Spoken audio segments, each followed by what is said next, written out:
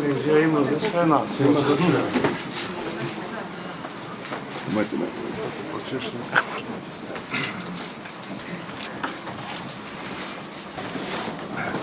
I ja gledam neki hrvatski predsjednik, to je doista nešto znao.